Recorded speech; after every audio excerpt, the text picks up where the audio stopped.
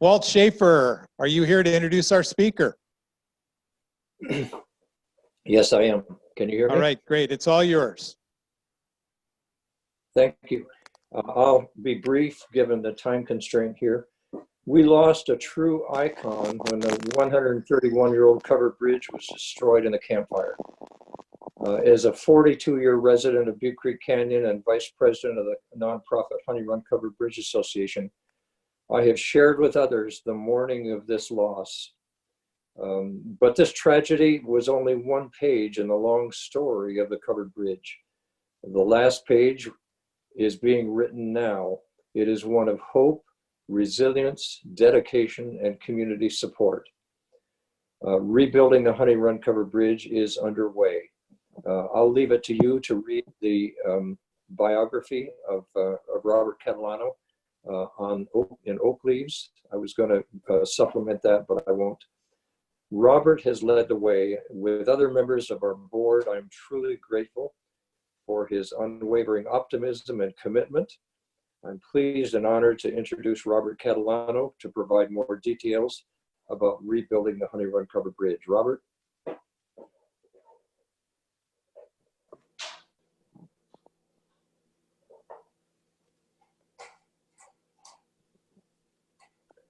Robert, you're on. Okay. Yes. Can everybody hear me? Yes.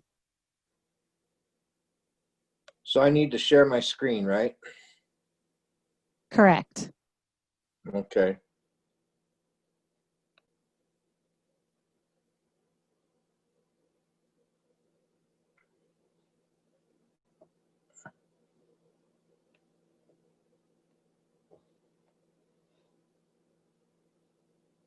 Do you see the button that says share content? Oh, perfect.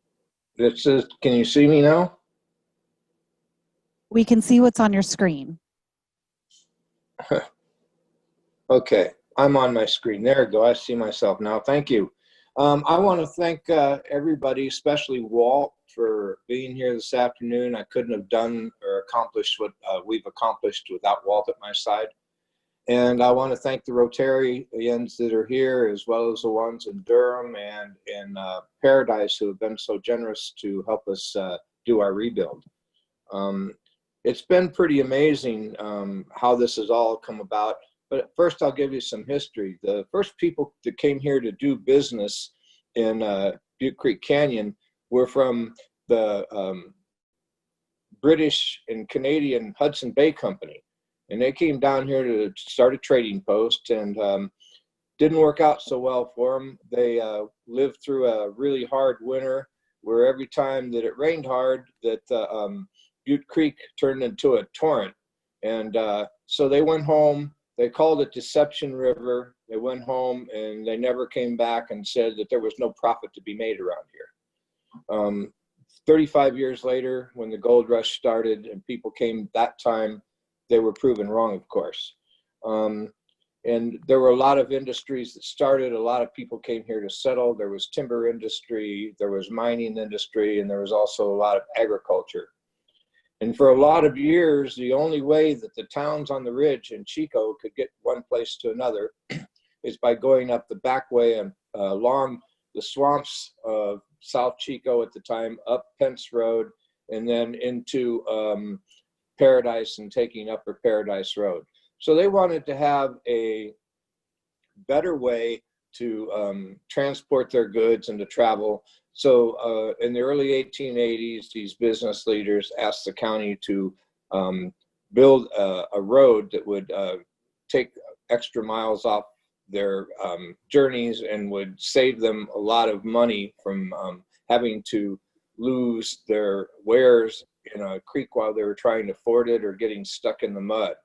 So they decided on a route that went from the upper Skyway through Carr Hill Road, which was basically a trail back then, across Butte Creek Canyon and across Butte Creek and down the old Humbug Road into Chico. And that then became the principal route from 1887 when the bridge was built until the Skyway opened up. in I think the 1950s. And then after that, it was the main back road to get from Chico to Paradise and not have to stop at stoplights or have any traffic. Well, I should just say that you wouldn't have to have a lot of traffic that could go by the countryside. So that was the bridge's function. It went from being the only all-weather route down from the towns on the ridge to Chico to being just the main back road route. In 1886, when the county decided to build the bridge across Butte Creek to complete this route, it was opened in 1887 and it wasn't covered. It wasn't covered until 1904. And in that time, up until 1965, in opposition to a lot of legends, the bridge never was destroyed, it was never washed away, and nobody jumped off it or was hung from it. But after 1965, when a panel truck was parked on the hill above the bridge, its brake failed and the panel truck rolled down and destroyed the easternmost span of the bridge. So from 1965 to 1972, the county at first initially decided to destroy the bridge, and local residents here, Harvey Johnson, started the Honey Run Covered Bridge Association.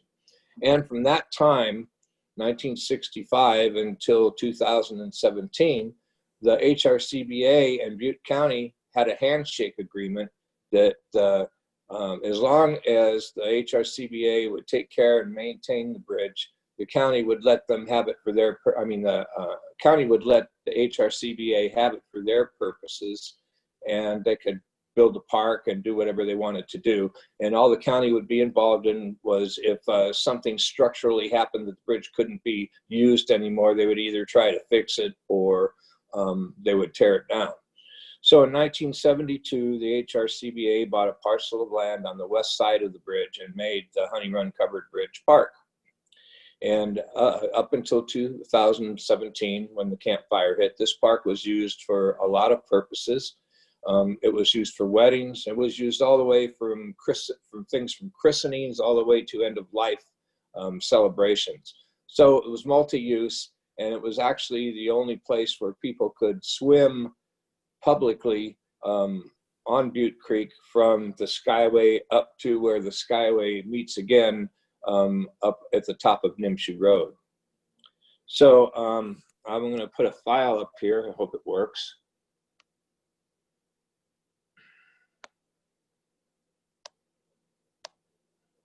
Can you see that? No. Okay, hold on.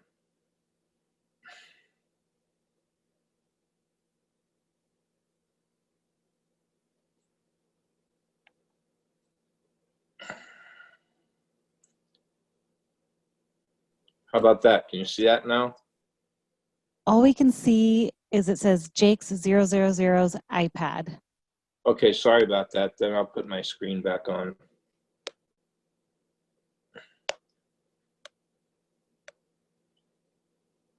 When you choose share content, select screen as your option.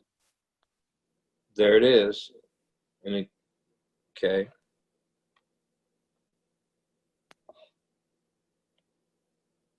Okay, I'm back on, right? And then I should do share file, right? I'm sorry about that. First time I've done one of these. I would share your screen, not files. Okay.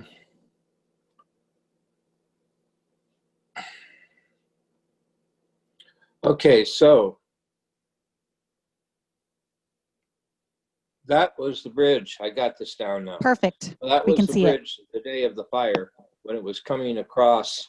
It was probably one of the last pictures taken by a resident before they left. And this picture here is taken about 2 hours later by the fire marshal who was running the attempts to save houses in the canyon.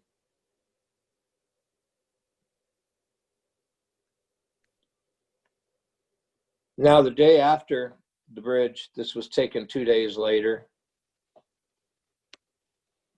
And that's what happened to the bridge itself. It was gone. All of the rubble was in the creek, and Walt and I and our treasurer, Mike Fitzsimmons, came up here on separate days the week after with the Dennis Schmidt's people at Public Works and tried to get as much of the rubble out of the creek as we could.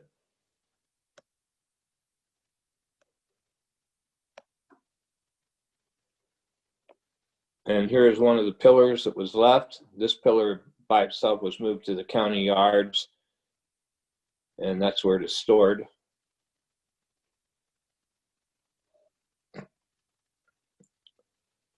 So I'm going to go on with my story here. So after the fire, there were several things that we decided to do. We had several paths to follow. First was to ask the Public Works Department if they would put in an order for FEMA to rebuild the bridge. Everybody that met in January, that were the local leaders and business leaders and politicians, decided that we should rebuild the bridge, and this would be the path we would take. But alas, FEMA decided that they really didn't want to rebuild the bridge, that they would, but first they would have the county rebuild it, and then they would compensate the county after the bridge was rebuilt. Well, the county, for one, didn't have the money, and they weren't too sure that FEMA was all excited about paying them back. So they looked for other ways to get money from FEMA for the rebuild, and we decided at that point that it would probably be a better idea for the county and the HRCBA and a private-public effort to try to rebuild the bridge together. One of the things about FEMA is they would have paid for 96% of the bridge rebuild. And so what we did is we started raising funds for that other 4% and to rebuild the park. And what happens after that was we also had offers from Todd Thalheimer from Chico Recycle, who was running the effort to clear the bridge rubble, the fire rubble from all the places in Paradise and Magalia and Butte Creek Canyon. And he said, well, we have the men and the equipment here, so let's just do it. So we said, well, that sounds like a good idea, but they got together with engineers from Quincy Engineering and with Galloway Enterprises, who was going to work on the permits, and they went to Department of Fish and Wildlife, and they went to the Army Corps of Engineers. The Army Corps of Engineers put a quash on the idea because there was no original foundation for the bridge, so it wouldn't be considered a rebuild because there was no foundation. And so they said, well, you can rebuild it if you build a foundation and you build it the way it was built, but under modern design standards. So that pretty much limited us to doing it quickly. So along with Quincy and with Galloway Enterprises, we decided that we would do this in 3 stages. We'd rebuild the bridge based on the environmental window we had to work at and based on our ability to raise money. And we put it into 3 phases. And one of the things that we had to do before we started building was to figure out who owned what land. There was a right-of-way for the bridge across the creek. The people on the other side of the bridge were the Alm Trust. They owned the land. The land up by the firehouse is owned by the county. And the county actually owned about 1/3 of the land that was used as the Honey Run Covered Bridge Park. But nobody knew who owned what, and nobody knew what the actual dimensions of the area was. So we also engaged North Star and Mike Mays, who donated his time and effort to survey the area. And once we knew who owned all the land, once we knew where the actual right-of-way was, then we started on our plans to rebuild. Quincy, as I mentioned before, is a company from Rancho Cordova. They've done our designs, and they also worked with Galloway to try to get the permits to rebuild. One of the problems with that is that we had to get federal permits, we had to get state permits, and we had to get county permits. And we also had to be assured that the people in the canyon were behind our efforts. And that has definitely been the case. So once we decided on the 3 phases, that's when we started to actually figure out how much the permits were going to be, how much the engineering was going to be, and how much we were going to have to pay for environmental regulations and mitigation. So right now, we have raised probably a little over $1 million, and that's for phase 1. And phase 1 is putting in the foundation and putting the pillars up, getting rid of the old pillars, and building the abutments up to where the regular floor of the bridge will be placed. And the cost there, like I said, have been almost $1.1 million. And we have enough money to pay for phase 1, but not enough right now to pay for all the engineering for the other phases, as well as the plans for phase 1 and the completed bridge, as well as the permit fees. So the next thing we decided to do was do phase 2. Now, phase 1, we hope will be done by the beginning of November of this year, where all of the necessary parts of the bridge are built to place the floor of the bridge. Phase 2 will be the floor of the bridge and the bridge superstructure itself. And providing that we have enough funds, we hope to have that done by the end of next summer. And then the 3rd phase will be covering the bridge and improving the park from where it is now. And this looks like kind of what we're trying to do with the park after the bridge is built. And we figure it's going to take us an additional $1.6 million for the bridge itself, and another probably $300,000 to improve the park. And if you notice here, here we have Honey Run Road, and then there's the bridge, and across the bridge we'll have room for park. Of course, the lower part of the picture across the bridge will not be ours to work with, but the park, part of the land north of the bridge across the creek from the regular park now will be ours to use. We'll be able to have people walk through the bridge when it's done and be able to have picnics and have fun, be able to swim from the other side of the bridge too. The Alm Trust has made this possible. They have decided not only to give us access for rebuilding the bridge, but a permanent easement so that we can have this park even after, if the family decides to sell the land, the easement will be in place even after they do that. So it'll be ours permanently.